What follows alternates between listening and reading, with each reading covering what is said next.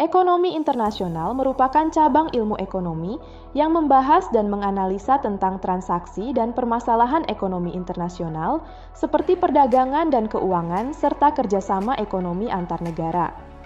Era globalisasi sangat berpengaruh pada dinamika ekonomi internasional. Liberalisasi pasar dan arus uang, transfer teknologi secara internasional, pembentukan perusahaan multinasional, dan persaingan yang semakin ketat antar negara untuk meningkatkan produktivitas, efisiensi, dan efektivitasnya merupakan berbagai dampak yang ditimbulkan oleh globalisasi ekonomi dunia.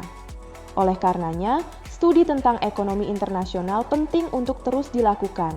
Buku Ekonomi Internasional lanjutan karya Dr. Gregorius Nassianzenus Mas Jojo dapat dijadikan bahan referensi bagi kalangan akademisi, profesional maupun masyarakat umum yang ingin menambah khazanah pengetahuannya terkait ekonomi internasional.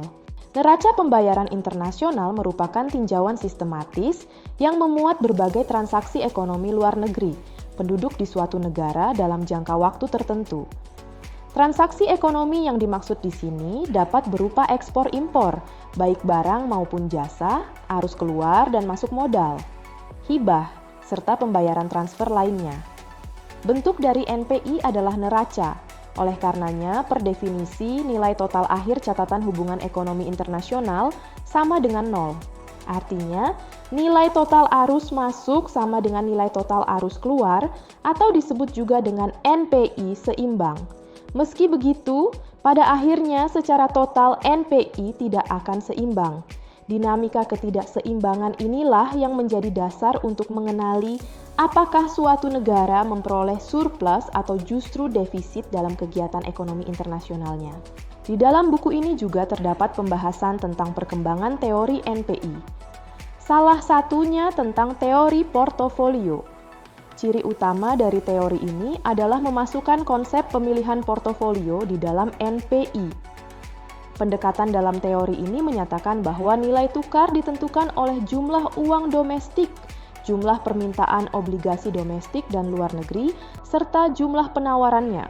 Pendekatan ini mengasumsikan bahwa setiap individu mendapat bunga dari surat berharga yang mereka pegang bukan dalam bentuk uang.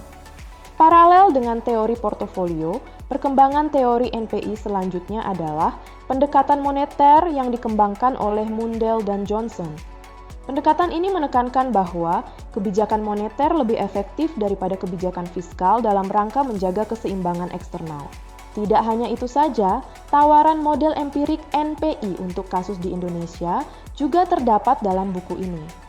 Untuk menghasilkan hipotesis penelitian, penulis memperhatikan berbagai ulasan teoritik dan hasil penelitian terdahulu yang mempengaruhi saldo neraca perdagangan. Dari penelitian tersebut menghasilkan beberapa hipotesis antara lain adalah terdapat pengaruh negatif antara pendapatan nasional dengan NPI Indonesia, di mana bila pendapatan nasional naik, maka NPI menjadi defisit. Pahami lebih jauh terkait NPI dengan membeli buku ini. Anda bisa mendapatkan buku ini di www.deepublishstore.com atau di seluruh marketplace kami yaitu Shopee, Tokopedia, Lazada, dan Bukalapak. Selalu support channel kami dengan cara like dan subscribe.